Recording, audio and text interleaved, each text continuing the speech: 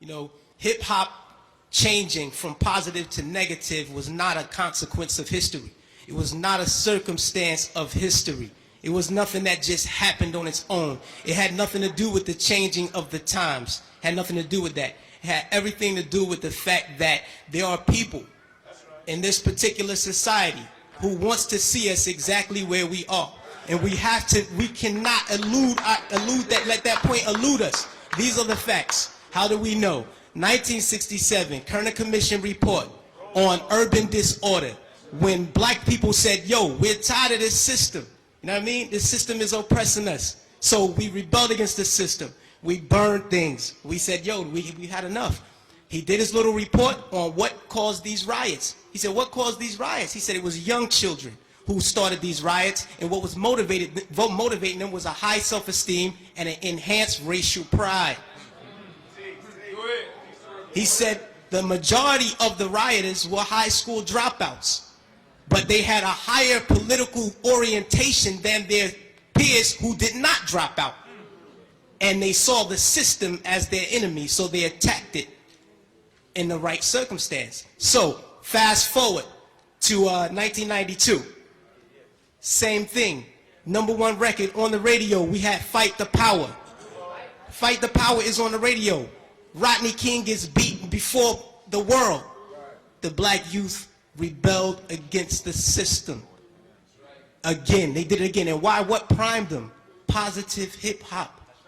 Primed them. Fight the Power, X-Clan, Brand Nubian. You had these groups out here who were pushing, who were politically orienting black kids in the right direction, giving them the proper prompters that they needed so that they can respond properly to oppression.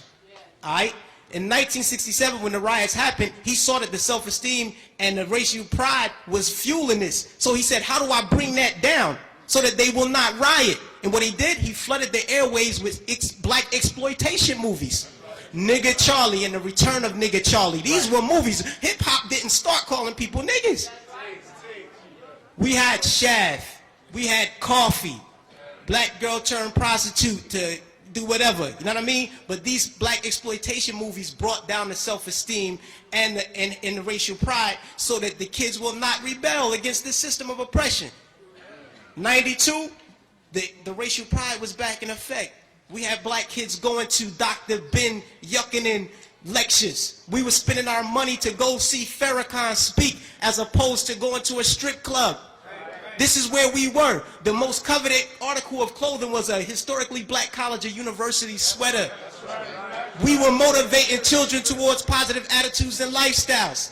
And when Rodney King got the beating, heads responded properly. Fast forward to our day. Sean Bell is shot 50 times in the street in New York by police officers. #1 song on the radio, Like a Lollipop. Nobody do nothing. Nobody respond to nothing. Trust me. Just like the brother, I believe it was JT, the bigger figure, who said that the label executives came to him and said, yo, brother, we need you talking about guns and whores.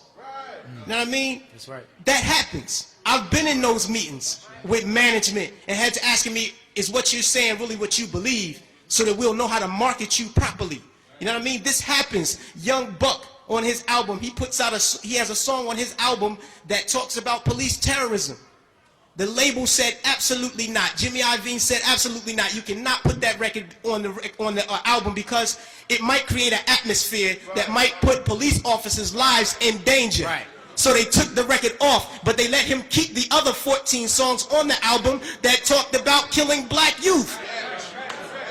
So this is what we're dealing with. We're not dealing with a circumstance or consequence of history. You know what I mean? The environment that we're embedded in puts us in a situation where we feel we have to maneuver and play the game and water our message down. You know what I mean? But no, what happened was they intentionally shifted the paradigm to get us exactly where we are right now. Right now, we're feeding the prison industrial complex right now. Our kids are going to prison because they're promoting these records. They're promoting these records daily that send us to jail. You know what I mean? It's cool to go to jail. You know what I mean? They glorify these things. And it's not the black youth. We're in a position where we get, like the brother said, the choice. You know, he said, yo, I chose the positive. So I didn't do it. But every youth is not going to take that route. I know, I come from the projects. Grew up in the projects all my life. You know what I mean? And we're not turning down $500,000 to say nigga. We're not going to do it because we won't turn down 200 to take a package of crack from one corner to the next. You know what I mean? We living in a state of poverty and want of all things. So it's hard for us to make that. Our judgment is clouded. And they knew that the judgment would be even more clouded if they took groups like X-Clan off the radio. This is just what it is. And until we start to deal with the environment that's shaping the behavior, we'll never get to the next level.